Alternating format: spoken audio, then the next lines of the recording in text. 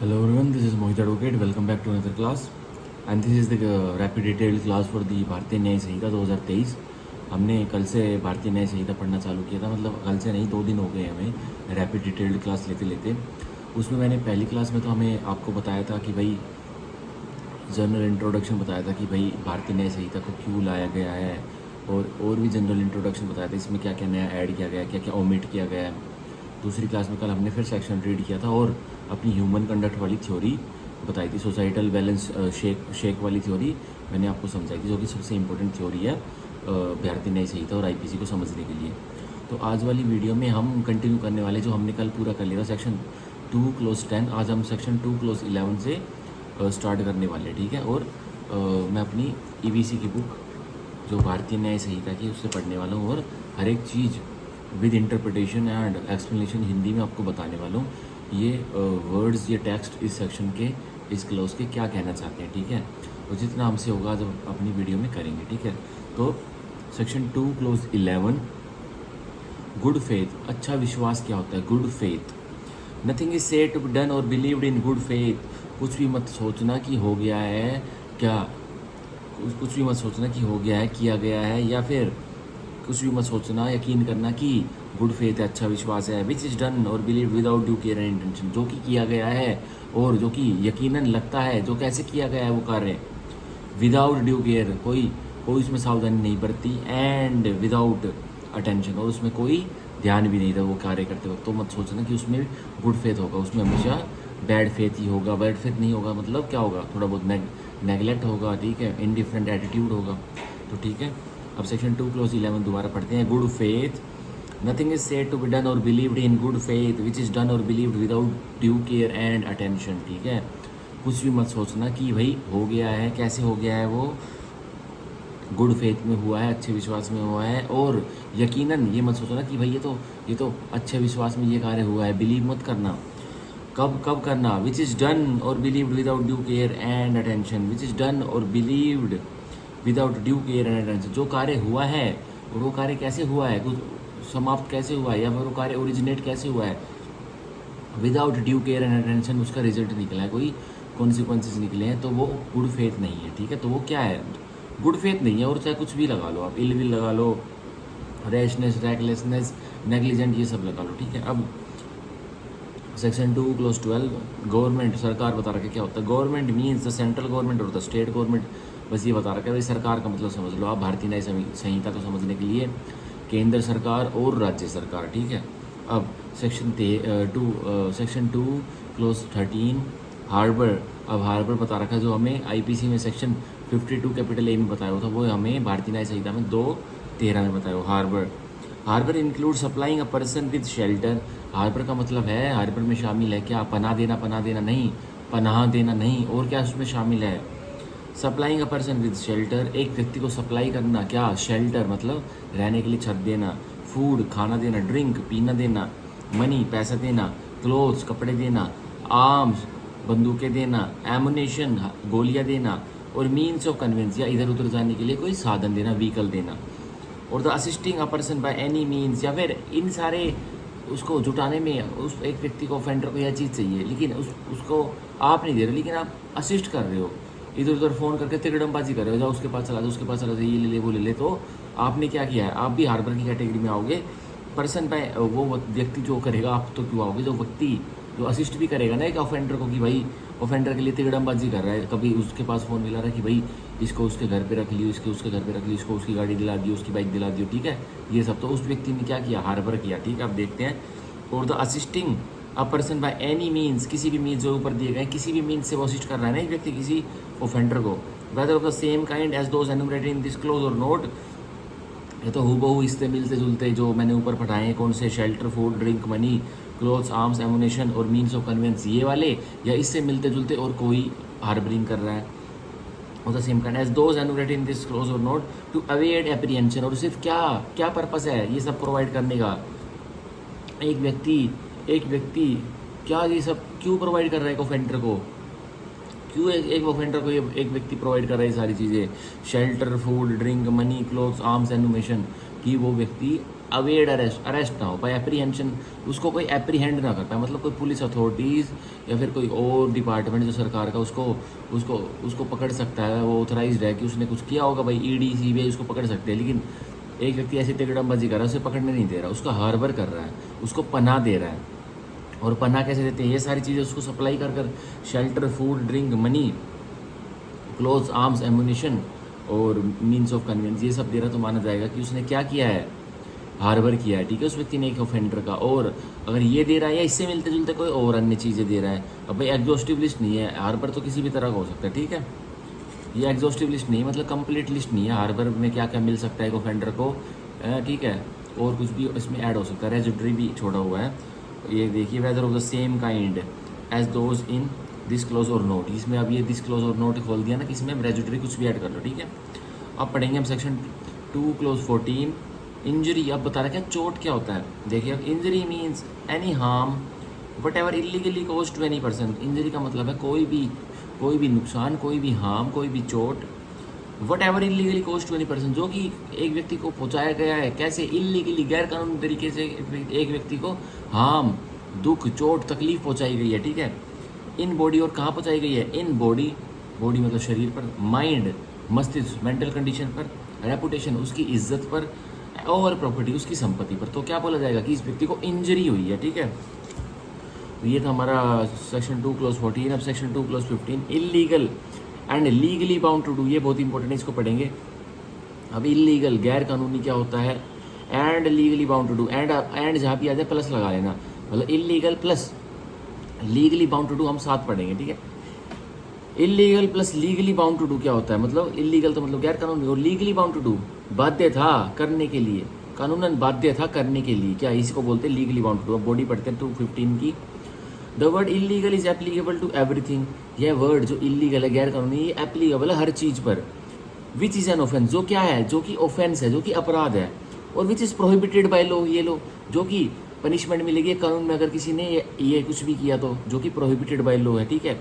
और which furnishes ground for a civil action, और या तो जिसने ग्राउंड फर्निश किया कि किसी व्यक्ति ने कुछ ऐसा, एक किसी व्यक्ति की राइट हैम्पर की, एक व्यक्ति की राइट्स वायलेट की, तो वो क्या करेगा, एक सिविल केस डाल देगा, उसकी सिविल राइट्स को भंग किया है, तो वो भी क्या है, तो वो भी क्या है, इलीगल है वो भी, ठीक है।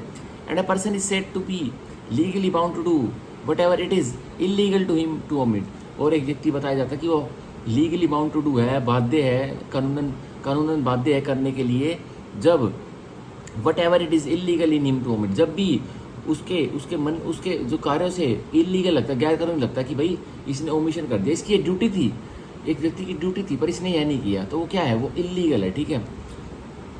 तो इसका एक और एग्जांपल देता हूँ, देखिए आप, इसकी एक जजमेंट नीचे लिखी हुई है, देखिए, pointing a gun at a person without legal excuse is an illegal act, एक व्यक्ति की तरफ गन पॉइंट कर देना बिना किसी कारणवश, वो क्या है, एक इलीगल एक्ट है, ठीक है। देखिए किसमें हेल्ड हुआ था, Kwaku Mensah versus King 1945 Supreme court, ठीक है, इसमें हेल्ड हुआ था। अब इसका एक एग्जांपल देता हूँ भाई, देखिए इलीगल क्या है, इलीगल क्या है, एक एग्जांपल लेता हूँ। एक ए व्यक्ति है जो कि स्विमिंग क्लास लेता है, एक स्विमिंग पूल में उसने अपना कोचिंग लगवाया हो कि भाई मेरे को स्विमिंग सीखना, अभी वो उसको आता नहीं है, हल्की फुल्की आती है, वो बिगिनर है। तो ए ने स्विमिंग क्लास लगाया है मिस्टर एक्स के स्विमिंग पूल में, ठीक है, जिसका बहुत बड़ा स्विमिंग पूल है, ओलंपिक लेवल का उसको स्विमिंग पूल लगा लीजिए आप। तो क्या होता है, जिस दिन मिस्टर ए स्विमिंग कर रहा होता है उस दिन वहाँ पे कोई नहीं होता, वो भाई रात को जाता है 11 बजे, कोई नहीं होता वहाँ पे, ठीक है, मालिक भी नहीं होता वहाँ पे, बस लाइट चलती रहती है, भाई कोई भी आओ और करके चले जाओ। लेकिन क्या हुआ अब, वो एक और उस जैसा एक भाई बंद उसका ही मिस्टर ए जैसा ही नया स्विमर वहाँ पे आके बैठ जाता है, नए स्विमर क्यों मानो परफेक्ट स्विमर, एक और 11 बजे वहाँ पे आके बैठ जाता है और देखता है भाई स्विमिंग पूल में क्या एक्टिविटी हो रही है, वो देखता है, उसको स्विमिंग पूल मालिक ने हायर नहीं किया होता, ठीक है। तो ए जैसे तैराकी कर रहा होता है, ए एक दो चक्कर तो लगाता है, पर तीसरे चक्कर में वो डूबने लग जाता है, वो सिंक होने लग जाता है, वो उसका डूबना चालू हो जाता है, वो पैर पूर झटपटा रहा है, सब कुछ करा रहा है, वो आवाज़ मार रहा है, बचाओ बचाओ बचाओ, ए आवाज़ मार रहा है। और जो व्यक्ति उस जैसा आके बैठा हुआ था वो परफेक्ट स्विमर है, हालांकि वो सब कुछ देख रहा है, पर वो उसको बचा नहीं रहा, वो हंस रहा है, वो क्यों हंस रहा है, क्योंकि देखो क्यों इसको तैरना नहीं आता था, तो क्यों ये 11 बजे आया, ये सोच रहा है, उसके मन में ये चल रहा है, वही तैरना नहीं आता तो क्यों 11 बजे आया, क्यों इसने कोई कोच हायर नहीं किया, मैं क्यों बताऊँ इसको, मेरा क्या है। तो उसने उसको नहीं बताया, और कॉन्सिक्वेंटली क्या हुआ, सब्सिक्वेंटली क्या हुआ भाई, ए मर गया डूबने की वजह से। तो क्या अब उस व्यक्ति को जिसने ए को बचाया नहीं डूबने से, क्या उस पर केस फाइल हो सकता है? चलो पुलिस ने ज़बरदस्ती केस मुकदमा एफआईआर तो फाइल कर दी, एफआईआर लॉन्च कर दी, पर क्या उस व्यक्ति को पनिशमेंट हो सकती है? बताइए आप, उस व्यक्ति ने कुछ किया? बताइए आप खुद बताइए। हाँ हाँ, उस व्यक्ति पर बिल्कुल भी उसको पनिशमेंट नहीं मिल सकती। क्यों नहीं मिल सकती भाई? उसने कोई इलीगल एक्ट नहीं किया, दूसरे के प्रति उसने कोई इलीगल एक्ट किया नहीं किया। वो व्यक्ति इंडिपेंडेंट वहाँ पे बैठा हुआ था। क्या वो उसने कोई इलीगल एक्ट किया नहीं किया, उसकी वजह से वो डूबा? ए नहीं डूबा ना। तो उस ये देखिए, अब दोबारा पढ़ते हैं, the word illegal is applicable to everything which is an offence. तो वर्ड इलीगल गैर कानूनी हर चीज़ है जो कि एक ऑफेंस है। तो उस जो ए को जो व्यक्ति बैठा था जब ए डूब रहा था तो क्या वो व्यक्ति कोई ऑफेंस कर रहा था? तो वो क्या वो व्यक्ति कोई अपराध कर रहा था? नहीं कर रहा था ना। और which is prohibited by law, या जो व्यक्ति वहाँ बैठा था स्विमिंग पूल में, तो क्या कानून ने उसे रोका हुआ था? कानून उसे वहाँ बैठने की सज़ा देगा? बिल्कुल भी नहीं देगा। खुल के बैठ भाई, ठीक है, वो भी मेंबर होगा स्विमिंग पूल का। और which furnishes ground for a civil action, या फिर क्या उस व्यक्ति पर कोई सिविल एक्शन हो सकता है? क्या टोर्ट्स का भी उस पर केस नहीं डल सकता? क्योंकि उसका तो कोई लेना देना नहीं है दूर दूर तक उस व्यक्ति का। वो तो भाई मजे से बैठा देख रहा है उसको, तो वो कुछ एक्टिविटी नहीं कर रहा, वो चिल्ला रहा है, वो सुन रहा है भाई, थोड़ी बहुत स्माइल भी कर रहा है, वो भी पर बचा नहीं रहा। उसको कोई भी पनिशमेंट नहीं दे सकता, ठीक है। ये तीनों क्योंकि आउट है। ना तो उस व्यक्ति ने कोई ऑफेंस किया, ना तो कोई उसने ऐसा एक्ट किया जो प्रोहिबिटेड बाय लॉ, जिसमें जेल कटवाई जाएगी कानून द्वारा, वो भी नहीं किया उसने। और which furnishes ground for civil action, ना तो उसने कोई दीवानी मुकदमे का ग्राउंड फर्निश किया ए के लिए, ए की फैमिली के लिए नहीं किया, ठीक है। क्योंकि भाई वो तो बैठा है, उसकी वजह से वो डूबा है। क्या उसने बोला था उसे कि भाई जा तू? नहीं बोला ना। वो तो जैसे ए तैर रहा था, वो सब्सिक्वेंटली आके बैठ गया, क्योंकि वो भी मेंबर था, वो भी देखने लगे भाई स्विमिंग पूल में, ये जब निकलेगा मैं भी अपनी ऐसे फ्री स्टाइल स्विमिंग करूंगा। वो उसने नहीं बचाया, ठीक है। ये एक एग्जाम्पल था। वैसे मोरालिटी तो बोलती कि बचा लेना चाहिए, पर हमने समझाने के लिए ये एग्जाम्पल बिल्कुल हाईएस्ट कैटेगरी का लिया थी, बचाना चाहिए था पर नहीं बचाया। लेकिन नहीं बचाया ना, फिर भी नहीं होगा कुछ भी उसे, क्योंकि उसकी तीनों ये हमारे जो एसेंशियल्स है ना, सेक्शन 2 क्लॉज 15 के तीनों मिसिंग है, ठीक है। और आगे देखिए, and a person is said to be legally bound to do, एक व्यक्ति को बोला जाता है कि वो कानूनन बाध्य था एक चीज करने के लिए। कब? Whatever it is illegal him to omit, जब भी वो इलीगली तरीके से, गैर कानूनी तरीके से ओमिशन करता है। ओमिशन क्या होता है? एक व्यक्ति की लीगल ड्यूटी थी और उसने उस लीगल ड्यूटी को पूरा नहीं किया, उसने उसमें डिफॉल्ट किया, तो ये क्या हुआ? ओमिशन हुआ, ठीक है। अब इसी एग्जाम्पल को हम लेते हैं, मान के चलिए जैसे ए तैर रहा था और ए ने जैसे मेंबरशिप ली, तो जो स्विमिंग पूल का ओनर था उसने बोला कि भाई आप आ जाइए, आप न्यू बिगिनर स्विमर हो, हम आपको फ्री ऑफ कॉस्ट एक अपना परफेक्ट ट्रेनर देंगे, वो जो आपको स्विमिंग सिखाएगा, ठीक है। तो ए ने बोला ठीक है, मैं 11 बजे आऊँगा रात के रोज़ और मैं तब स्विमिंग सीखूंगा, ठीक है। मालिक बोला कभी भी आ जाना। तो उसने क्या किया, 11 बजे वो आया, 11 बजे वो ट्रेनर से मिला और ट्रेनर ने बोला ठीक है आप थोड़ा आज बेसिक सीखिए। 2-3 दिन उन्होंने बेसिक सीखा, फिर 4th दिन क्या हुआ, ट्रेनर बैठा है वही रात के 11:10 पर, ए जो अपनी स्विमिंग कर रहा है, जो बेसिक सीख चुका है, पर उसको इतना एडवांस नहीं आया कि वो डीप वाटर में ट्रेडिंग कर सके, मतलब डीप वाटर में अपने पैर नीचे जमा सके या फिर पानी के ऊपर सर्व कर सके, मतलब ट्रेडिंग कर सके, नहीं आया उसको। तो अब वो डूबना ए दोबारा चालू हो जाता है। अब ट्रेनर जो मालिक ने उसके ऊपर लगाया था, ठीक है, जिसके चार्जेस भी लिए थे उन्होंने, उसको बुला रहा है, ए ट्रेनर को बुला रहा है, बचाओ बचाओ ट्रेनर साहब, बचाओ बचाओ। अब ट्रेनर वहाँ बैठा हंस रहा है, देख कैसे चिल्ली मार रहा है, इसको नहीं आता था तो क्यों इतनी डीप में गया, ऐसे हंस रहा है वो, ऐसे हंस रहा है यार। कॉन्सिक्वेंटली क्या होता है, अब ए मर जाता है, ठीक है। ये ट्विस्ट है उस एग्जाम्पल में। अब क्या, जो वो ट्रेनर है उसने कोई ऑफेंस किया, उसने कोई इलीगल एक्ट किया, उसने 100% अब इलीगल एक्ट किया। देखिए अब कैसे, इसमें हमारी तीनों रिक्वायरमेंट्स पूरी हुई है। देखिए, the word illegal is applicable to everything which is an offence, ठीक है। अब ये क्या ऑफेंस था? क्या जब वो ट्रेनर बैठा था, जब ए तैर रहा था, उसने ट्रेनर ने कोई ऑफेंस किया? नहीं किया। और which is prohibited by law, क्या भाई ट्रेनर उसको ए को ट्रेनिंग दे रहा था, क्या वो प्रोहिबिटेड बाय लॉ है? क्या किसी को ट्रेनिंग देना स्विमिंग की कानून में सजा याफ्ता है? नहीं है। और which furnishes ground for a civil action, तो अब इसमें ट्रेनर फंसेगा। क्या अब एक ही फैमिली स्विमिंग पूल ओनर को और उस व्यक्ति को, ट्रेनर को सू कर सकती है टोर्ट्स के लिए? तो सिविल कॉज ऑफ एक्शन का ग्राउंड फर्निश किया, क्योंकि भाई इनका एग्रीमेंट था किसका, मिस्टर ए का ट्रेनर के साथ एग्रीमेंट था कि भाई तू मेरे को स्विमिंग सिखाएगा, ठीक है, उन्होंने एग्रीमेंट किया होता और कंसिडरेशन पे किया होता, भाई तू मेरे को स्विमिंग सिखाएगा, मैं तेरे को 5,000 प्रति मंथ दूंगा। लेकिन उसने 2-3 दिन तो अपना बेसिक सिखाया ए को, और जब चौथे दिन जब वो डूबने लगा तब उसकी हेल्प नहीं की, तो ये ग्राउंड देता है ए की फैमिली को सू करे ट्रेनर को, और यह तब इलीगल है, तो माना जाएगा यह लीगली बाउंड टू डू था, वो भी स्विमिंग पूल का ट्रेनर उसको बचाने के लिए, पर उसने ओमिशन किया। उसकी ड्यूटी थी ए को बचाने की, पर उसने नहीं की अपनी अपनी लीगल ड्यूटी, जो उसकी ड्यूटी थी, भाई वो भी लीगल कैरेक्टर में आ चुका है। जैसे उनका कॉन्ट्रैक्ट हुआ, भाई ए प्रोमिसर बन गया, बी प्रोमिसी वो trainer swimming pool trainer promisee बन गया, भाई वो ट्रेनर उसको स्विमिंग सिखाएगा, ए उसको पैसे देगा उसके बदले, ठीक है। तो क्या अब लीगली बाउंड टू डू हो गया है ट्रेनर? बिल्कुल हो गया है, तो इसी को बोलते हैं लीगली बाउंड टू डू। और उसने क्या किया, ओमिशन किया, whatever it is illegal in him to omit, उसने इलीगल गैर कानूनी तरीके से ओमिशन किया, मतलब उसको करना था, ए की हेल्प करनी थी, ए को बचाना था, उसका दायित्व था, क्योंकि उसको हायर किया हुआ भाई उसने, तो अब उसने माना जाएगा कि उसने इलीगल एक्ट किया है, ठीक है, तो अब ये पनिशेबल है, ठीक है। और देखिए सिर्फ एक इलीगल ही पनिशेबल नहीं होता, पनिशेबल क्या होता है, इलीगल ओमिशन पनिशेबल होता है। सिर्फ कुछ इलीगल किया है, गैर कानूनी किया है, वो पनिशेबल नहीं है, इलीगल ओमिशन होना चाहिए, इलीगल ओमिशन पनिशेबल है, इलीगल ओमिशंस पनिशेबल है, ठीक है, सजा मिलती है भारतीय न्याय संहिता में और आईपीसी में मिलती थी, ठीक है। अब हम पढ़ते हैं, देखिए एक और इसका सेक्शन 2 क्लॉज 15 के नीचे एक और जजमेंट लिखी हुई है, वो बताता हूँ आपको।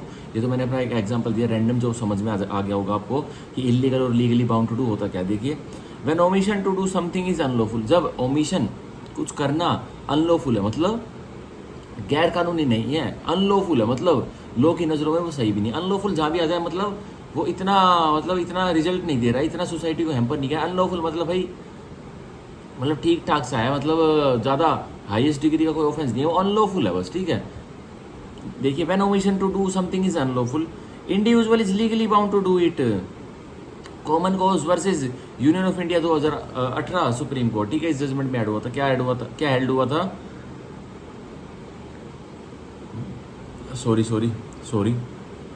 सॉरी यार।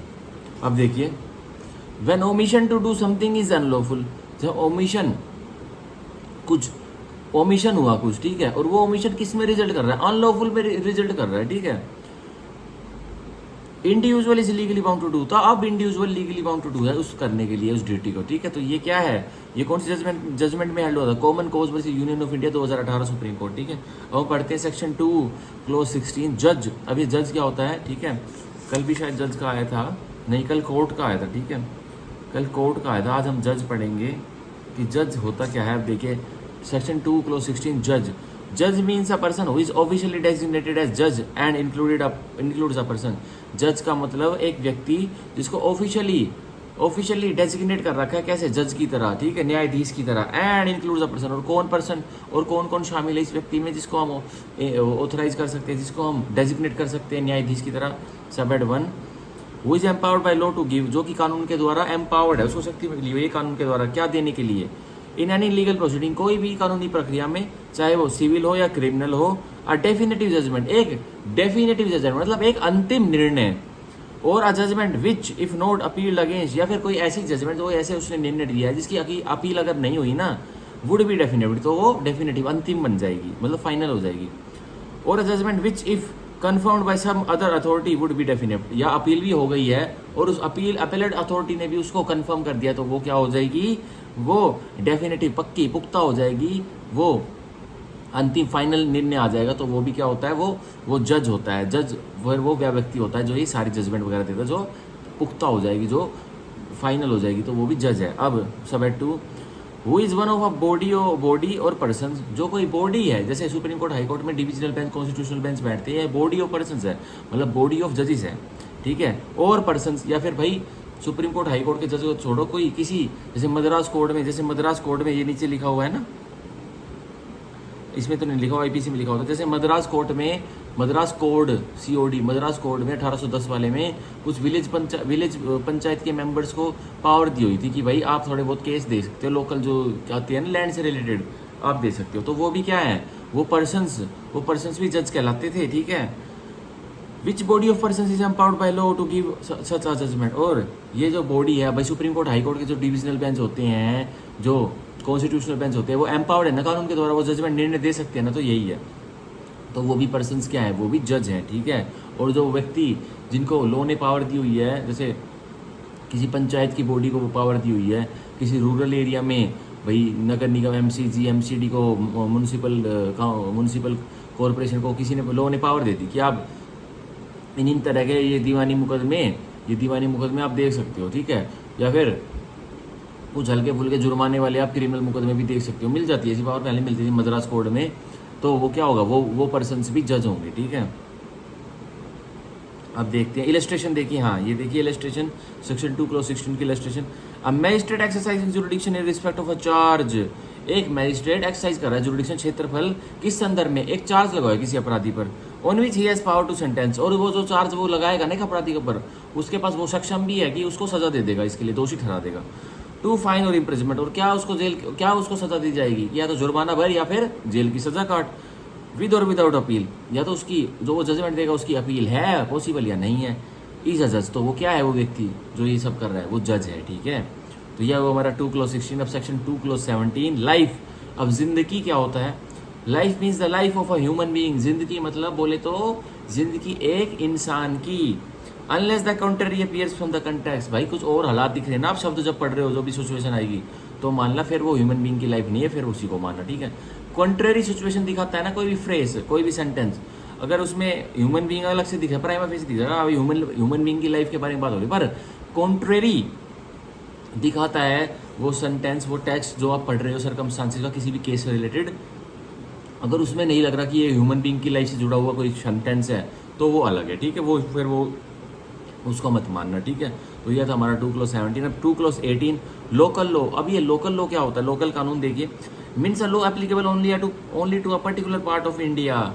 लोकल लॉ बोले तो एक ऐसा कानून जो कि एप्लीकेबल है सिर्फ एक छोटे से भाग या फिर एक स्पेसिफाइड भाग में, और जो भारत का भाग है। जैसे मान के चलिए Delhi rent control act, Rajasthan rent control act, ये क्या है, ये लोकल लॉ है। क्या दिल्ली रेंट कंट्रोल एक्ट पूरे इंडिया में लगता है एप्लीकेबल है, नहीं, ओनली दिल्ली में है ना, तो ये लोकल लॉ है। राजस्थान रेंट कंट्रोल एक्ट क्या पूरे इंडिया में लगता है, नहीं, राजस्थान में लगता है, और वो भी म्यूनसिपल एरियाज में, ठीक है।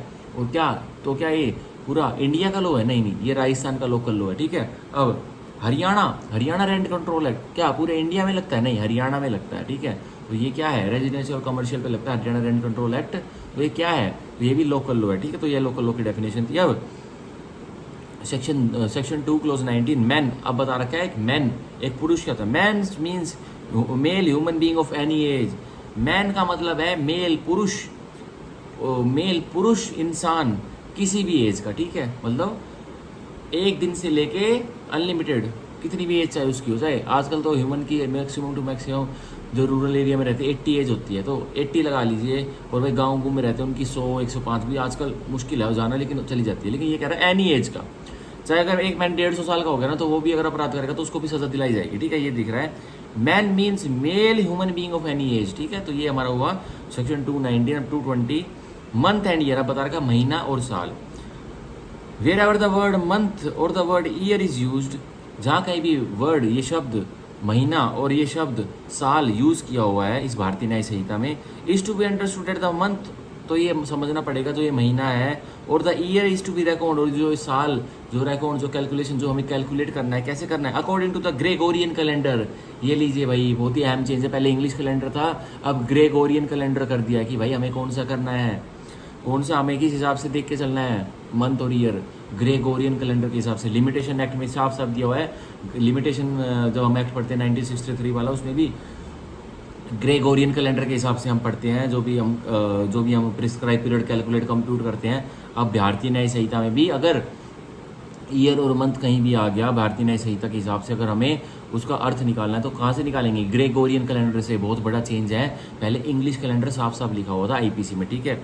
अब सेक्शन 2 क्लोज 21 मूवेबल प्रॉपर्टी बता रखी है, चल संपत्ति कौन सी होती है। मूवेबल प्रॉपर्टी कहीं भी आ जाए तो बोलना चल संपत्ति, जो संपत्ति चल सकती है। अब उसके पैर नहीं लगे होते, पर आप उसे जेब में उठा के अपनी फ्रंट जेब में, बैग जीन्स में कहीं भी डाल के उसको ले जा सकते हो, अपनी पॉलिथीन में साथ ले जा सकते हो, तो वो है चल संपत्ति, ठीक है। मतलब ये नहीं है कि जेब में डाल सको भाई, ये मेरे मेरे साइड में एक प्रिंटर रखा हुआ है, मेरी इंटेंशन है मैं डे वन से इसको लाया हूँ, यहीं पे रखी है, तो ये क्या है, ये क्या है, क्या ये मूवेबल प्रॉपर्टी है, चल संपत्ति है, बताओ। नो, ये इमूवेबल प्रॉपर्टी बन चुकी है। हालांकि सबको लगता होगा कि प्रिंटर जो रखा है ना मोहित के साइड में, जो टेबल पे इस पे प्रिंटर रखा है, ये मूवेबल प्रॉपर्टी चल संपत्ति, पर नहीं। मैं 9-10 महीने पहले इस प्रिंटर को लेके आया था, मेरी इंटेंशन क्या थी डे वन से ही कि भाई ये इसी जगह रखा रहेगा।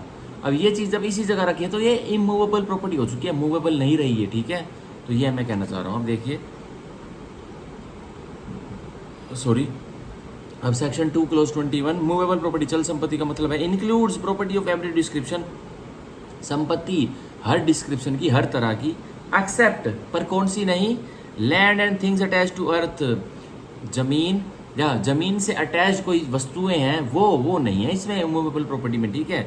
और permanently fasten to anything which is attach to earth, और यह तो परमानेंटली फासन की हुई है एक वस्तु किसी ऐसी वस्तु से जो अर्थ के साथ जुड़ी हुई है, ठीक है। तो मान के चलिए हाँ, तो यही एग्जाम्पल परफेक्ट है। अब जो भाई मेरा घर है, मैं पढ़ा रहा हूँ मोहित, मैं पढ़ा रहा हूँ, मैं अपने घर से बैठ के पढ़ा रहा हूँ। अब मेरा घर लैंड पे तो बना हुआ है, ज़मीन पे बना हुआ है, ठीक है। अब मेरा घर, मैं सेक्टर 10 में रहता हूँ, तो मेरा घर एक प्लॉट पे लैंड पे बना हुआ है, ठीक है। रेजिडेंशियल प्लॉट हमने लिया और उस पर बना हुआ है, ठीक है।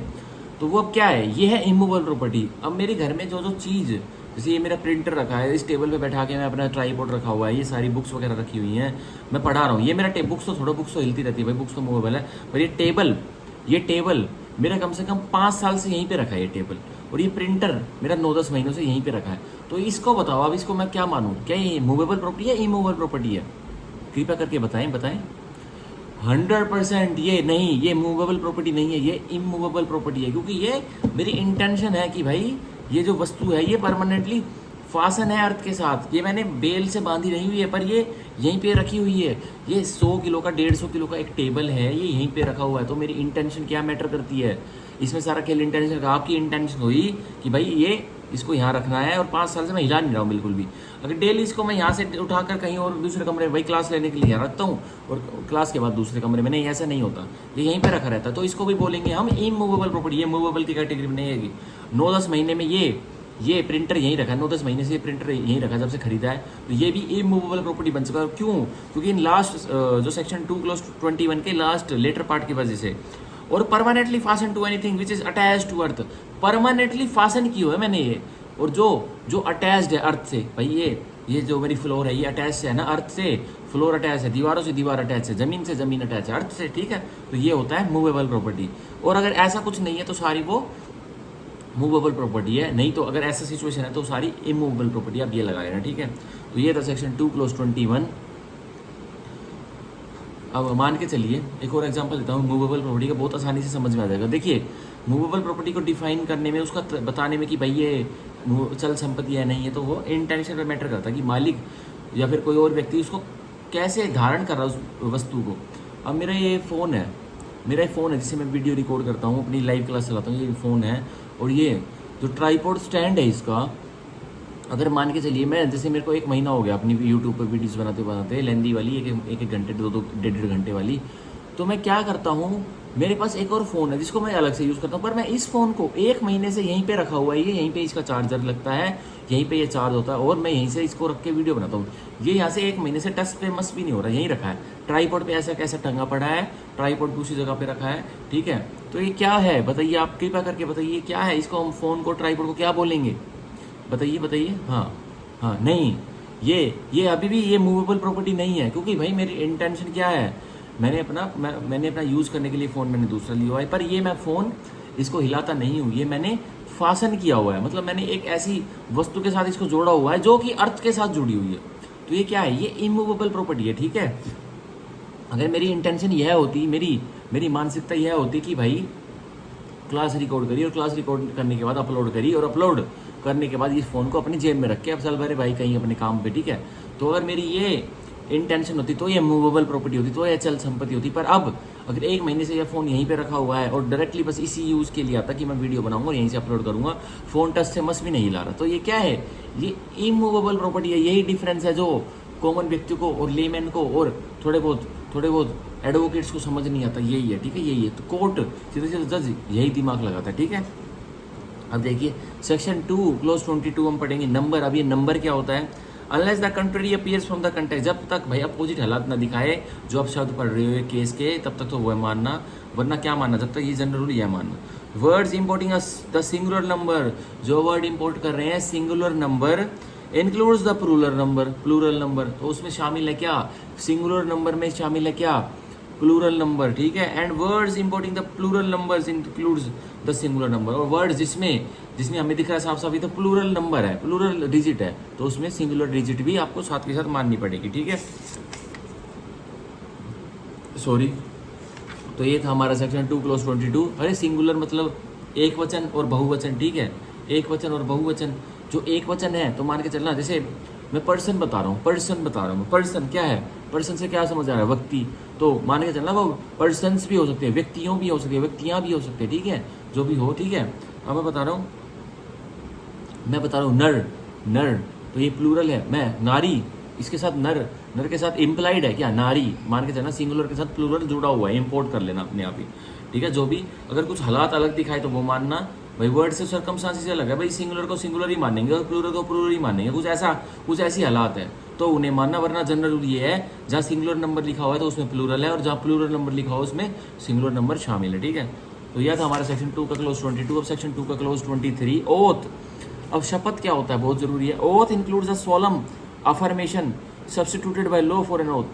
ओथ का मतलब है एक सोलम अफर्मेशन, हाँ हामी भरना, जो कि कौन भरवाता है, जो कि कौन आपको बोलता है, एक व्यक्ति जो ओथ में हाँ हामी भर रहा है, किसी चीज़ को टेस्टिफाई कर रहा है, किसी गवाही को टेस्टिफाई कर रहा है, या फिर खुद उसका एग्जामिनेशन हो रहा है ओथ पे, तो क्या आप कौन कराता है, substituted by law for an oath. जो कानून है, जो ओथ से, जो शपथ दिलाने से संबंधित रखता है ना, वो उसने सब्स्टिट्यूट किया है क्या, एक सोलम अफर्मेशन, ठीक है, हाँ हामी। एंड एनी डिक्लेरेशन रिक्वायर्ड, कोई ऐसी घोषणा जो कि रिक्वायर्ड है, जो कि मांगती है, और authorised by law to be made before a public servant, या फिर कानून ने ऑथराइज किया हुआ है कि किसी सरकारी कर्मचारी, सरकारी अधिकारी के सामने आपने कोई घोषणा करनी है, तो भी शपथ हो सकती है। और to be used for the purpose of proof, या फिर शपथ किसके लिए काम में आ सकती है, भाई कोर्ट में ट्रायल चल रही है, प्रूफ के लिए, भाई आप कुछ सबूत लाए हो, अब आपके पे क्यों यकीन करें, आप ओथ लीजिए, जब आप पे यकीन करेंगे, जब हम आपके लिए यकीन करेंगे, क्योंकि आप ओथ लीजिए, आप सब्जेक्ट टू जो लॉ फॉर एन ओथ है उस पर आप सब्जेक्ट हो, आप वो लीजिए, शपथ लीजिए, तो हम आपको साबित करेंगे, आप जो गवाही देने आए, जब हम आपको मानेंगे कि आपकी ये गवाही पुख्ता है तो हम यकीन कर लेंगे, अगर आप बिना ओथ के दोगे तो हम यकीन नहीं करेंगे, ठीक है। वेदर इन अ कोर्ट और नोट, तो भाई या तो कोर्ट में दे रहा है ये गवाही सबूत है तो कोर्ट में दे रहा है, डिक्लेरेशन कोर्ट में दे रहा है, ठीक है, या फिर किसी सरकारी कर्मचारी के आगे दे रहा है, तो ओथ होती है, शपथ तो शपथ होती है, ठीक है। तो यह था सेक्शन 2 क्लोज 23। अब सेक्शन 2 क्लोज 24, ऑफेंस। अब बता रखा है अपराध क्या होता है, ये बहुत ही इंपॉर्टेंट डेफिनेशन है, यह हमें अच्छे से समझनी पड़ेगी। ऑफेंस बताऊंगा अब सेक्शन 25 में, सेक्शन 2 क्लोज 25 में हमें दे रखा ऑफेंस। अब पढ़ते हैं, accept in the chapters and sections mentioned in sub section A, सब क्लोज ए और बी। कह रहा है जो सब क्लोज इसके 24 के ए और बी में जो दे रखा है ना, उसको तो छोड़ देना, जो सेक्शन और चैप्टर मेंशन है नीचे जो ए और बी में जो दे रखे हैं उनको तो छोड़ देना, आगे पढ़ना। The word offence means a thing made punishable by this Sanhita. तो जो ये शब्द है ऑफेंस, अपराध, वो क्या है, वो एक वह कार्य है जो कि पनिशेबल है इस संहिता द्वारा, ठीक है। तो ये संहिता भारतीय न्याय संहिता जिसको जो कार्य पनिशेबल है, तो वो वर्ड ऑफेंस है। हर ऑफेंस इस संहिता द्वारा जो इसमें लिखा गया है वो पनिशेबल है, ठीक है, ये मान के चलो। अब सेक्शन 2 क्लोज 24 का सब head close A, in chapter 3 and in the following section, भाई चैप्टर 3 में प्लस ये जो निम्न सेक्शन है इनमें। अब चैप्टर 3 एक बार देख लेते किस चीज़ का है, एक सेकंड रुकिए, हाँ। चैप्टर 3 जनरल एक्सेप्शंस का है, ठीक है, जनरल एक्सेप्शन का है, जो कि हमें सेक्शन 14 से लेकर सेक्शन 44 तक मिलती है जनरल एक्सेप्शंस, ठीक है। तो चैप्टर 3 में और जो ये वाले ऑफेंस कौन कौन से, भाई सेक्शन 8 का sub section 2, 3, 4, 5, section 9, section 49, section 50, 52, 54, 55, 56, 57, 58, 59, 60, 61, 119, 120, 123 और भाई 127 का सब सेक्शन 7, 8, सेक्शन 222, सेक्शन 230, 231, 240, 248, 250, 251, 259, 260, 261, 262, 263 और सेक्शन 308 का sub section 6, sub section 7 and 330 का sub section 2।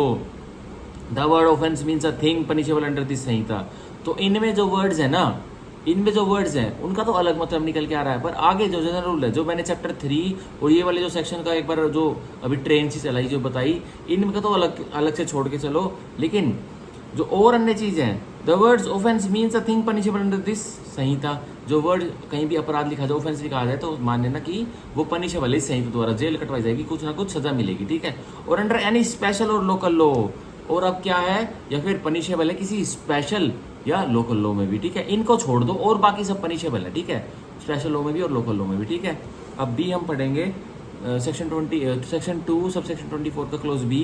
In sub section 1 of section 189, तो सेक्शन 189 का sub section 1, section 211, 212, 238, 239, 249 and 253 and sub section 1 of section 329, the word offense shall have the same meaning when the act punishable under the special local law is punishable under the same under such law with imprisonment for a term of 6 months or more, whether with or without fine। ये लो भाई, अब सब कुछ clear हो गया है, दूध का दूध पानी का पानी हो गया। ये सीधा सीधा बता रहा है, जो ये वाले सेक्शंस दिए गए हैं ना, जो ऊपर मैंने अभी बताया कि जो क्लोज ए में और जो क्लोज बी में जो सब कुछ दिया गया है, इनको छोड़ दो। और जो कोई अन्य इनको जो अन्य छोड़कर इनमें जो भी वो हैं जो कि अन्य स्पेशल और लोकल में जो कि पनिशेबल हैं, अगर उनमें सजा 6 महीने और 6 महीने से ऊपर है ना, तो ही वो ऑफेंस कहलाएंगे। स्पेशल और लोकल लॉ में जो भी भाई स्पेशल और लोकल लॉ खूब होते हैं, जैसे protection of children from sexual offences act है, उसमें भाई हर ऑफेंस की सजा मान के चलिए 1 साल से ऊपर है, किसी भी 6 महीने किसी की भी नहीं है, तो मान के चलिए। लेकिन जज की डिस्क्रिप्शन होती है कि भाई 6 महीने 6 महीने भी दे सकते हैं, अगर कुछ इतना हीनियस नहीं हुआ तो बच्चे के साथ। तो यही कह रहा है कि भाई जो स्पेशल और लोकल लॉ में और जो ये वाले जो सेक्शन जो मैंने पढ़ाई ये वाले, अगर इनमें कोई ऐसी सिचुएशन आ रही है कि जिसमें 6 महीने या 6 महीने से ऊपर जेल कटवानी पनिशमेंट है, ठीक है, 6 महीने 6 मंथ या 6 मंथ से ऊपर 6 महीने या 6 महीने से ऊपर कोई जेल कटवानी दी गई है किसी अपराधी को, तो वो अपराध कहलाएगा, ऑफेंस कहलाएगा। लेकिन अगर 6 महीने और 6 महीने से नीचे है, तो 6 महीने 1 दिन से भी ऊपर है ना, तो वो ऑफेंस कहलाएगा। और 6 महीने और 6 महीने से नीचे है ना, तो वो क्राइम कहलाएगा, वो कहलाता है क्राइम। तो स्पेशल और लोकल लॉ में जो 6 महीने से नीचे होते हैं ना पनिशेबल, तो वो क्राइम होते हैं, ऑफेंस नहीं होते सीधा सीधा। इसमें क्राइम लिखा नहीं गया है, पर ये इसकी इंटरप्रिटेशन है कि वो स्पेशल और लोकल लॉ में जो 6 महीने से नीचे जिनकी सजा जेल कटवानी लिखी गई है, वो क्राइम होते हैं, CRIME क्राइम होती है वो, ठीक है। और IPC इसमें भारतीय न्याय संहिता में और स्पेशल और लोकल लॉ में जिसकी भी पनिशमेंट 6 महीने 1 दिन से भी ऊपर हुई ना, तो वो ऑफेंस की कैटेगरी में फॉल हो जाते हैं, ठीक है। चाहे भारतीय न्याय संहिता में एक अपराध की सजा 1 महीने लिखी हुई है, तो वो फिर भी क्राइम नहीं कहलाएगा, वो ऑफेंस ही कहलाएगा, ठीक है। ये भी इसकी इंटरप्रिटेशन है। तो ये हमने समझा दिया पूरा जो ये सेक्शन लिखे हुए हैं ना इसमें, सेक्शन 2 के क्लोज 24 में जो सेक्शन लिखे हुए हैं क्लोज ए में और बी में, ये कोई याद करने की जरूरत नहीं, कोई नहीं पूछता। जो मैंने ये मेजर डिफरेंस बताया ना, ये याद कर लेना, यही आता है, ठीक है। अब सेक्शन 2 क्लोज 25 ओमिशन। अब बता रखा ओमिशन क्या होता है, वो पहले बता देखिए। Omission denotes as well as a series of omissions as a single omission. ये लो भाई, ओमिशन हुआ है या तो एक पूरी सीरीज का ओमिशन हुआ है, मतलब भाई 1 दिन से कोई ओमिशन चल रहा था या लंबे टाइम से ओमिशन चल रहा था, ये भी होता है, ठीक है। मतलब मान के चलिए कोई सरकारी कर्मचारी था, कोई एक सरकारी कर्मचारी था, उसकी ड्यूटी क्या है, मान के चलिए एक पुलिस अधिकारी है, एक ASI है, असिस्टेंट सब इंस्पेक्टर है, उसकी ड्यूटी SHO ने क्या दी हुई है, भाई तू रात की नाइट ड्यूटी पे बैठ और कोई भी कंप्लेंट आए ना, लिख लियो, ठीक है। अपने ऊपर चौधरी मत बनियो और उनको सेटलमेंट मत करो, ये लिख लियो तू, ठीक है, मैं आके वो करूँगा। अब रोज रात को उस थाने में कम से कम आती है 10 कंप्लेंट। अब वो ASI क्या है, ASI क्या करता है, ओमिशन करता है, लीगली बाउंड टू ट्रू था ना भाई, उसके सुपीरियर ने SHO ने उसको बोला होता भाई जो भी कंप्लेंट है लिख लियो, वो ओमिशन कर रहा है। मतलब जो उसके पास कंप्लेंट आ रही है, रात को विक्टिम लेके आ रहा है, भाई जी मेरे तो आज गुद्दी पे थप्पड़ मारे, मेरे तो आज लात मारी, घुसे मारे, कभी किसी कंप्लेंट ले रहा, ऐसा करते करते उसको 1 दिन उसने ओमिशन किया। फिर धीरे धीरे क्या हुआ भाई, नाइट ड्यूटी पर उसको रोज बैठना। अब उसने धीरे धीरे ऐसे करते करते 1 महीना निकाल दिया। तो ये क्या है, ये सीरीज ऑफ ओमिशन है। तो यही कह रहा है ओमिशन 1 दिन का भी हो सकता है और सीरीज में भी हो सकता है, 1 साल तक भी लगातार चल सकता है। ठीक है, ये था हमारा सेक्शन 2 का क्लोज 25 और सेक्शन 2 का क्लोज 26। पर्सन, अब बता रहा व्यक्ति क्या होता है। पर्सन इंक्लूड्स एनी कंपनी और एसोसिएशन। पर्सन में शामिल है कोई भी कंपनी, जो एक कंपनी होती है, और एसोसिएशन या कोई भी एसोसिएशन, और बॉडी ऑफ पर्सन्स, या फिर बॉडी है किसकी, पर्सन्स की भाई, जिसमें एक व्यक्ति नहीं है, कोई फर्म है, कोई फर्म है। ठीक है, तो वो भी वेदर इनकॉर्पोरेटेड और नॉट, तो भाई कोई जरूरी नहीं है वो मान्यता प्राप्त है, सरकार द्वारा इनकॉर्पोरेटेड है, रजिस्टर्ड है या नहीं है, कोई फर्क नहीं पड़ता। अगर बिना मान्यता प्राप्त भी कोई बहुत सारे व्यक्तियों ने कंपनी बनाई हुई है, एसोसिएशन बनाई हुई है, ठीक है, बॉडी ऑफ पर्सन्स बैठे हुए हैं, ठीक है, तो वो क्या है, तो वो क्या है, वो भी सीधा सीधा पर्सन ही है, तो वो भी पर्सन ही है। तो इसमें जैसे लिखा आएगा भारतीय न्याय संहिता के अन्य इसमें आएंगे जब धारा आएंगी, पर्सन पर्सन लिखा आएगा, तो मान लेना उसमें क्या क्या इंप्लाइड है, हर भाई व्यक्ति, तो देखो इसमें ह्यूमन तो है ही है, तो इसमें क्या क्या है, एक कंपनी भी, एक एसोसिएशन भी, बॉडी ऑफ पर्सन्स भी, चाहे तो वो रजिस्टर्ड है या नहीं है, तो वो भी पर्सन ही है। ठीक है, तो ये तो हमारा सेक्शन 2 क्लोज 26। अब सेक्शन 2 क्लोज 27 पब्लिक, अब बता रखा है जनता जनार्दन क्या होती है। देखिए, public includes any class of the public और एनी कम्युनिटी। पब्लिक का मतलब है पब्लिक में शामिल है, जनता जनार्दन में शामिल है कोई भी पब्लिक, किसी भी मतलब कोई भी क्लास ऑफ पब्लिक, जैसे भाई नॉर्थ इंडियन है, साउथ इंडियन है, गांव वाले हैं, टाउन वाले हैं, वो कोई भी क्लास। ठीक है, सिख है, ठीक है, कास्ट वाइज भी हम इसमें ले सकते हैं भाई, सिख है, ठीक है, जनरल है, ओबीसी है, एससी है, एसटी, कुछ भी हो सकता है इसमें। ठीक है, एनी क्लास ऑफ पब्लिक और एनी कम्युनिटी, या कोई समुदाय। अब समुदाय में कौन आ जाता है भाई, धर्म आ जाते हैं, जैसे हिंदू है, मुस्लिम समुदाय है, सिख है, पारसी है, जू है, ये समुदाय हैं, आर्य समाज है, ब्रह्मो समाज है, ये वाले समुदाय हैं, तो वो भी क्या आते हैं, वो भी पब्लिक में आते हैं। ठीक है, तो ये हमारा सेक्शन 2 क्लोज 27। अब पढ़ेंगे हम सेक्शन 2 क्लोज 28। अब सेक्शन 2 क्लोज 28 बताता है पब्लिक सर्वेंट में कौन कौन आता है, पब्लिक सर्वेंट में कौन कौन आता है वो बताता है। इसमें पब्लिक सर्वेंट की डेफिनेशन थोड़ी बड़ी है, ये मैं ऊपर से कौन बता दूंगा, जो इसके ऊपर से मैंने हाईलाइट करा हुआ है कि भाई ये सरकारी कर्मचारी होते हैं। तो पहले तो ये सेक्शन आईपीसी में 21 में दी हुई थी पब्लिक सर्वेंट की डेफिनेशन, अब हमारे सेक्शन 2 क्लोज 28 भारतीय न्याय संहिता में दे दी गई। अब देखिए, public servant means a person falling under of any of the description namely. तो सरकारी कर्मचारी, सरकारी अधिकारी वह व्यक्ति होगा जो नीचे डिस्क्रिप्शन दिए गए हैं ना, इनमें से अगर फॉल करा तो वह सरकारी कर्मचारी। तो कितने डिस्क्रिप्शन दिए गए हैं, गिन लेता हूँ, 1 2 3 4 5 6 7 8 9 10 11, तो 11 सब क्लोजेस दिए गए, जो इनमें फॉल कर रहा है जो व्यक्ति वो सरकारी कर्मचारी। अब क्लोज ए पढ़ते हैं, every commissioned officer in army, navy और एयरफोर्स। तो हर जो कमीशनड ऑफिसर है, मतलब जिसको फौज में ऑफिसर पक्की नियुक्ति करा के, तो वो भी सरकारी कर्मचारी, वो सरकारी कर्मचारी। बी सॉरी, एवरी जज including any person empowered to law to discharge whether by himself और मेंबर ऑफ एनी बॉडी और पर्सन एनी एडजुडिकेटरी फंक्शन।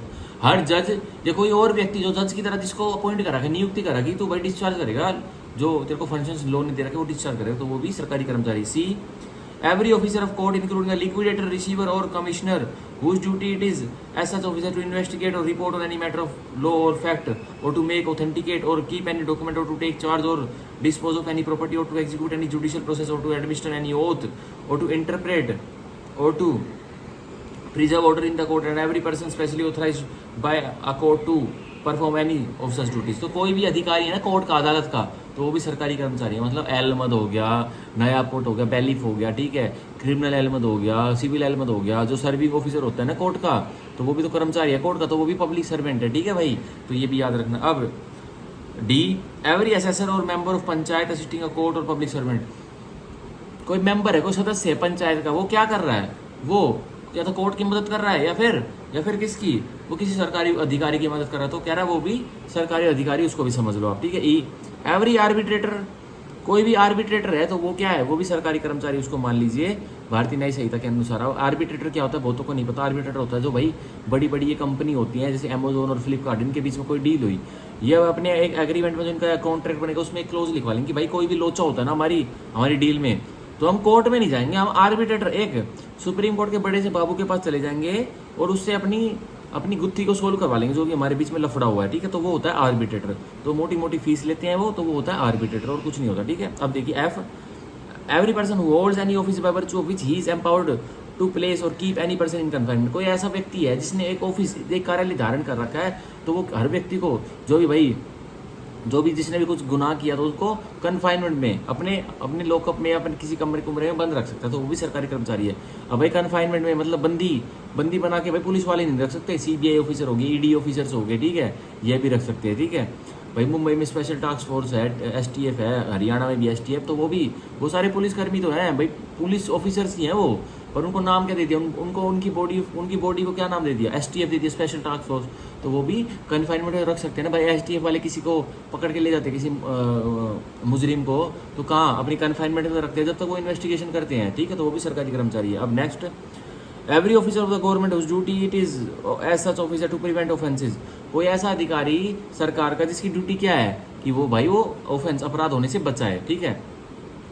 एक मान के चलिए तहसीलदार है, तहसीलदार की क्या ड्यूटी है, तहसीलदार की क्या ड्यूटी है कि भाई कोई भी रजिस्ट्री मेरे पास आ रही है, कोई आदमी अपनी ज़मीन बेच रहा है, कोई अपनी उसकी ज़मीन खरीद रहा है, तो उसको क्या करे, उसकी ज़मीन को कायदे से रजिस्टर करके उनको रजिस्ट्री दे दे।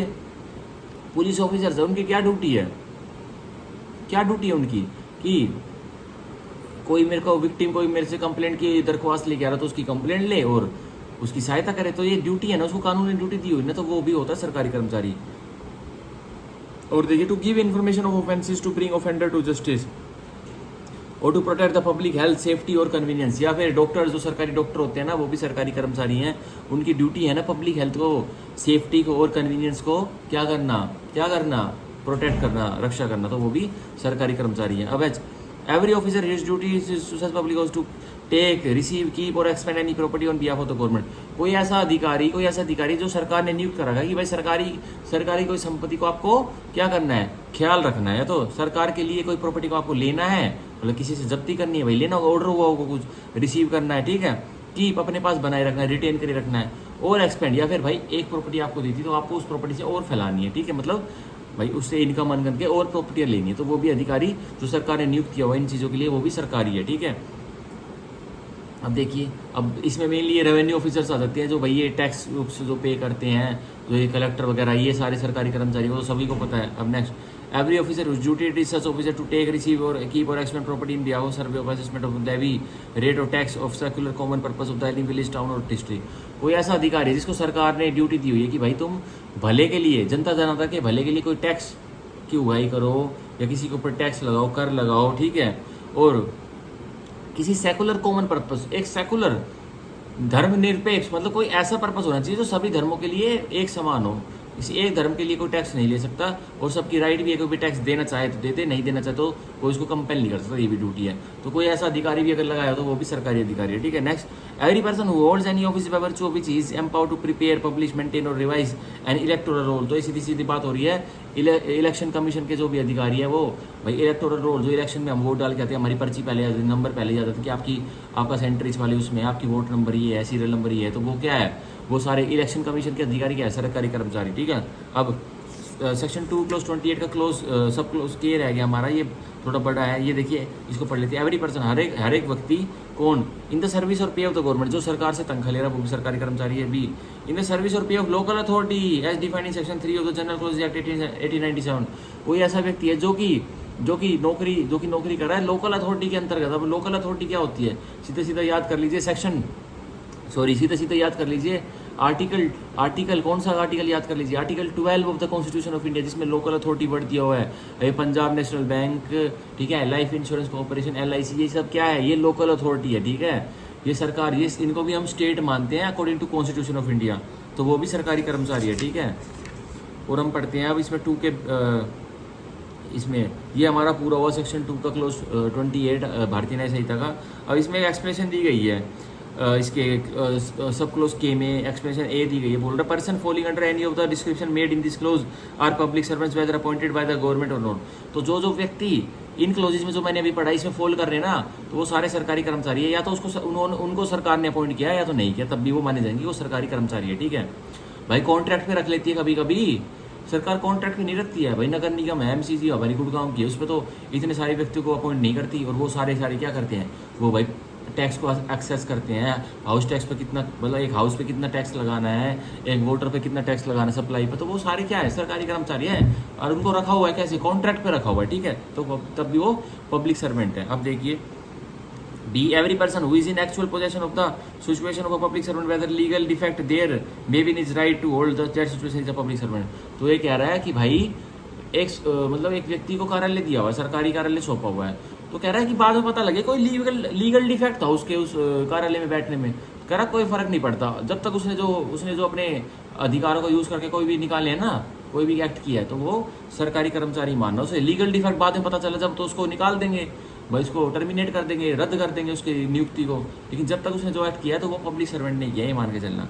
अब election means an election for the purpose of selecting members of the any registry municipal or other public authority or whatever character the method of selection to which is by or under any law for the time. ये लो भाई, अब election का मतलब क्या है, सीधा सीधा इलेक्शन का मतलब क्या है, इलेक्शन का मतलब है कोई भी ऐसा इलेक्शन जो कि लेजिस्लेटिव, जैसे हमारे हाउस ऑफ पीपल का होता है, हमारे राज्यसभा का, सॉरी राज्यसभा का नहीं होता, हमारे हाउस ऑफ पीपल का होता है भाई, राज्यसभा की होता है, ठीक है, लोकसभा के मेंबर्स ही तो चुनते हैं, वो भी तो इलेक्शन करते हैं अपना अंदर इलेक्टोरल कॉलेज से, तो वो होता है, ठीक है।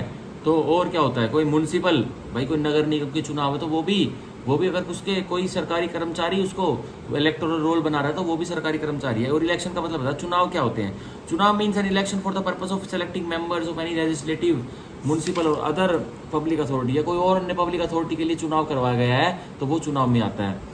और वट एवर करेक्टर, उसका चाहे कोई भी करेक्टर हो उस चुनाव का, ठीक है। The method of the selection to which is by under of the time is in force, और चाहे कोई भी मेथड हो चुनाव करवाने का तो वो क्या माना जाएगा, तो वो भी एक सरकारी कर्मचारी के द्वारा चुनाव कराए जाते हैं, ठीक है। तो वो इलेक्शन कमीशन सिर्फ इलेक्शन कमीशन ही सिर्फ सरकारी कर्मचारी की ओहदे पर नियत पर्सन नहीं है। अब ये bar association of Gurgaon, bar association Faridabad, इन सब के इलेक्शंस होते हैं। तो ये क्या है, ये जो एसोसिएशंस है ना, ये भी जो इनके जो आरओ रिटर्निंग ऑफिसर वगैरह जो भी और जो मुख्य वो हैं पर्सनस हैं जो इलेक्शन कंडक्ट कराते हैं, तो वो भी क्या है, वो भी सरकारी कर्मचारी हो जाते हैं, चाहे थोड़ी सी देर के क्यों ना हो, एक दिन के लिए क्यों ना हो, लेकिन वो सरकारी कर्मचारी हो जाते हैं भाई, ठीक है, इस डेफिनेशन के हिसाब से। अब इसकी इलस्ट्रेशन देखिए, सेक्शन 2 क्लोज 28 की भारतीय न्याय संहिता की, municipal commissioner is a public servant, pre में आ जाता है, दे देंगे कौन इसमें पब्लिक सर्वेंट है, म्युनिसिपल कमिश्नर उसमें दिखा होगा एक ABCD में से कोई से उसमें ऑप्शन में, तो ये प्री में आ जाता है, मैंने बहुत बार देखा होगा। Municipal commissioner is a public servant, जो म्युनिसिपल कमिश्नर होता है वो सरकारी पब्लिक सर्वेंट, सरकारी कर्मचारी होता है, ठीक है। तो ये मैंने पढ़ाया आपको सेक्शन 2 क्लोज 28। अब हम पढ़ेंगे, आज हम पढ़ेंगे सीधा हम पढ़ेंगे आज 30 तक, ठीक है। आज हम सीधा पढ़ेंगे सेक्शन 30 तक, ठीक है। चलो सेक्शन 30 तक नहीं, आज पूरा ही कर लेते हैं, अब छोटा ही रह गया, चलो पूरा ही कर लेते हैं, आज सेक्शन 2 को पूरा कर लेते हैं। अब देखिए, अब section 2 clause 29, reason to believe, यकीन करने के कारण क्या होता है भाई, ये देखिए, reason to believe, a person is said to have reason to believe, एक व्यक्ति को माना जाता है कि उसके यकीन करने के कारण है, अ थिंग, एक चीज, एक वस्तु पर, if he has sufficient cause to believe that thing, अगर उसके पास सफिशिएंट संतोषजनक कारण है कि यकीन कर ले उस चीज के होने पर, बट नॉट अदरवाइज, अगर सफिशिएंट कारण नहीं है यकीन करने पर ही, तो वो रीजन टू बिलीव नहीं है, ठीक है। अगर सफिशिएंट कारण है कि हाँ वो चीज़ एग्जिस्ट करती है तो भाई रीजन टू बिलीव है, अगर सफिशिएंट उचित कारण नहीं है, उचित आधार नहीं है यकीन करने के लिए, तो वो रीजन टू बिलीव नहीं है, ठीक है। तो यही कह रहा है। अब रीजन टू बिलीव क्या होता है, रीजन टू बिलीव मेंसिया की 3rd डिग्री है, सबसे लोवेस्ट डिग्री ऑफ मेंसिया यही है, जो ह्यूमन माइंड है ना उसकी सबसे 3rd डिग्री मेंसिया की रीजन टू बिलीव है। इसमें क्या होता है भाई, देखिए, 1st डिग्री तो इंटेंशन है मेंसिया की, 2nd डिग्री है नॉलेज, और 3rd है रीजन टू बिलीव, ठीक है। रीजन टू बिलीव ये है कि भाई कुछ श्योरिटी नहीं है, अगर कुछ श्योरिटी नहीं है ना तो वो रीजन टू बिलीव में फॉल करता है। मान के चलिए सब्जेक्ट मैटर, इसमें रीजन टू बिलीव में कभी भी सब्जेक्ट मैटर जिस पे अपराध होना है, जो विक्टिम है, कभी भी वो इन लाइन ऑफ एक्शन नहीं होगा, मतलब जो ऑफेंडर है ना उसकी आंखों के आगे कभी भी सब्जेक्ट मैटर होगा नहीं, मतलब सब्जेक्ट मैटर सीधा जब भी मैं सब्जेक्ट मैटर आप भारतीय न्याय संहिता बोलूंगा तो सीधा मान लेना विक्टिम, जिस पर एक अपराध होना है। तो रीजन टू बिलीव, जैसे एक अपराधी है, मान के चलिए एक कमरे में एक अपराधी है, ठीक है, दूसरे कमरे में एक और व्यक्ति है, एक कमरे रूम नंबर A में एक अपराधी है, मतलब देखिए दो एक और सिंपल सा एग्जांपल लेते हैं, A और B है, दोनों बेस्ट बडीज है, लेकिन वो फ्लैट में रहते हैं भाई, एक फ्लैट उसका है 2 BHK का फ्लैट है, एक कमरा उसमें फ्लैट का A का है, एक कमरा B का है। तो A क्या करता है, नई पिस्टल लेके आता है, नई रिवॉल्वर लेके आता है, और A क्या करता है भाई, इसको अगर बाहर अपने बालकनी में कहीं हवा में चलाएगा तो पब्लिक देख लेगी, पुलिस को बुला लेगी, ऐसा नहीं करता, अपने रूम के अंदर आके उसको टेस्ट करना चाहता है, फायरिंग करना चाहता है उसकी। तो अब क्या होता है, A और B का जो कमरा होता है उसके बीच में बस कोई दीवार पार्टीशन नहीं होती, बस एक शीशे की पार्टीशन हुई होती है कि भाई शीशा है बस, ताकि वो उस रूम में क्या हो रहा है ये ना देख सके, इसमें क्या हो रहा है ये ना देख सके, बस शीशे की पार्टीशन है। तो क्या होता है, ए को पता है कि भाई बी अपनी नौकरी पे ऑफिस में गया, कोई नहीं उसके रूम में, तो ए क्या करता है, अपने रूम में आता है, गन को कॉक करता है और शीशे की तरफ तान देता है, एम कर देता है। अब जैसे ही वो फायर करने होता है, ट्रिगर को दाब रहा होता है, ऐसे ही एक कफिंग की आवाज़ आती है। भाई उसको कफिंग की आवाज़ सुनती है, पर ये श्योर नहीं है वो क्या वो बी के रूम से आई या कोई अदर और जो फ्लैट्स हैं जो उसके नेबरहुड में उनके रूम से आई, ठीक है। पर फिर भी वो क्या करता है, फिर भी वो ए गोली चला देता है, शूट कर देता है। तो वो क्या होता है, सीधे कॉन्सिक्वेंसेस क्या निकलते हैं, गोली शीशे पे लगती है, शीशे पे होते हुए जो बी वहाँ पे खड़ा था उसकी छाती में लग जाती है। तो क्या उसको पता था, ए को रीजन टू बिलीव था कि बी वहाँ पे हो सकता है, ए को रीजन टू बिलीव था ना, वो तो अपने दफ्तर में जाएगा, वो तो अपने ऑफिस में होगा।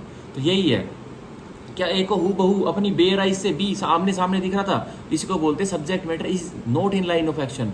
और रिजल्ट क्या है, रिजल्ट क्या है, हमेशा रिजल्ट क्या निकलेंगे, कॉन्सिक्वेंसेज क्या निकलेंगे, अनसर्टेन रहेंगे रीजन टू बिलीव में, ठीक है। इंटेंशन में कॉन्सिक्वेंसेज हमेशा सर्टेन रहेंगे, भाई इंटेंशन थी, subject matter line of action में था और कॉन्सिक्वेंसेज सर्टेन है, लेकिन रीजन टू बिलीव है, भाई हो भी सकता है नहीं भी हो सकता, मेरे को नहीं पता, मैं तो ऑफेंस करूंगा, ठीक है। तो क्या ए ने जब गोली चलाई तो जो बी है जो दूसरे कमरे में था, क्या वो उसको अपनी बेयर आई से देख सकता था, भाई शीशा लगा हो ना। तो क्या subject matter in line of action था, बिल्कुल भी नहीं था, subject matter line of action से बाहर था, उसको नहीं दिख रहा था। अगर उसको दिख रहा होता तो इंटेंशन पैदा हो जाती, उसको दिख नहीं रहा, तो क्या है वो रीजन टू बिलीव है। और रिजल्ट क्या निकला, भाई गोली, भाई क्या पता, शीशे के वो इस साइड भी खड़ा हो सकता है, इस साइड भी खड़ा हो सकता है, वहीं पे वो क्यों था जहाँ पे गोली जाके उसको पेट में लगी, उसके सर में लगी। तो ये क्या है भाई, कॉन्सिक्वेंसेज में सर्टेन भी आ सकते हैं, पर मेनली कॉन्सिक्वेंसेज में क्या आते हैं रीजन टू बिलीव में, अनसर्टेन आते हैं 90%, ठीक है। तो ये था हमारा सेक्शन 2 का क्लोज 29, रीजन टू बिलीव बहुत इंपॉर्टेंट है, आगे वाले यही जुड़ेंगे, रीजन टू बिलीव बहुत जगह आएगा, आगे देख लीजिए भारतीय न्याय संहिता में। अब देखिए, चलो भाई आ जाना, यही करते हैं सेक्शन 2 क्लोज 30 तक ही करते हैं, ठीक है। सेक्शन 2 क्लोज 30 तक आज मैं कराऊंगा, क्योंकि 1 घंटे की तो ऑलरेडी वीडियो होने वाली है, और जो आगे वाली जो आने वाली है will women wrongful gain wrongful loss gaining wrongfully losing wrongfully words and expression genesis वाला, ये बहुत इंपॉर्टेंट है। तो ये 10-20 मिनट और लग जाएगी, तो इतनी एनर्जी अब बची नहीं है। तो ये लास्ट करते हैं सेक्शन 2 क्लोज 30 और भारतीय न्याय संहिता। स्पेशल लॉ, भाई स्पेशल लॉ क्या होता है, देखिए means a law applicable to a particular subject. अब स्पेशल कानून एक वह कानून है जो एक पर्टिकुलर सब्जेक्ट पे बना हुआ है, जैसे प्रिवेंशन ऑफ करप्शन एक्ट। अब करप्शन एक सब्जेक्ट है ना, भ्रष्टाचारी एक सब्जेक्ट है, तो उस पर एक कानून बना हुआ, तो वो क्या है, वो स्पेशल लॉ है, ठीक है। एनडीपीएस, ये नशे नुशे से वाला जो एक्ट होता है, एनडीपीएस एक्ट, नारकोटिक्स कुछ ऐसे होता है, एनडीपीएस एक्ट आप मान लीजिए। एनडीपीएस एक्ट क्या है, कौन से सब्जेक्ट पर बना हुआ है, नशीली पदार्थ के सब्जेक्ट पे बना हुआ, तो वो क्या है, वो स्पेशल लॉ है, ठीक है। अब और देखिए, ये protection of children from sexual offences act, ये क्या है, ये स्पेशल लॉ है, ये किस पर बना हुआ है, भाई बच्चों के विरुद्ध जो sexual activities, sexually related offences होते हैं, कोई उनके साथ बुरा कार्य करता है, तो वो क्या है, उसको पनिशमेंट मिलती है पॉक्सो के अंतर्गत, protection of children from sexual offences act. तो वो क्या है, वो स्पेशल लॉ है, ठीक है। स्पेशल लॉ कहीं भी आ जाए तो मानना कि कोई ना कोई पर्टिकुलर एक सब्जेक्ट जो डिसाइडेड है तो उसके ऊपर ही है, उसमें और कोई इफ बट नहीं मिलेगा, सिर्फ उस सब्जेक्ट के बारे में बातें मिलेंगी। जैसे प्रिवेंशन ऑफ करप्शन एक्ट पे सीधा सीधा किसके बारे में बातें मिलती है, भ्रष्टाचारी रोकने पे, भ्रष्टाचारी जो करते हैं उनको सजा देने में, ठीक है। एनडीपीएस एक्ट के बारे में क्या बात मिलेगी, सीधा सीधा किसके बारे में बात मिलेगी, बताइए आप बताइए, जो ये नशा नुशा करते हैं, जो नशीली पदार्थ बेचते उचते हैं, जो नशीली पदार्थ अपने पोजेशन में रखते हैं, उनको मिलेगी, ठीक है, इसमें स्पेशल लॉ में, एनडीपीएस एक्ट में। और पोक्सो एक्ट में किसको मिलेगी, जो बच्चों से रिलेटेड जो अपराधी ऑफेंस करते हैं, सेक्सुअल अपराध करते हैं, तो उनको पोक्सो एक्ट में मिलेगी। तो ये होते हैं हमारे स्पेशल लॉ, ठीक है। क्या भारतीय न्याय संहिता स्पेशल लॉ है, बताइए आप बताइए, क्या भारतीय न्याय संहिता स्पेशल लॉ है, बताइए।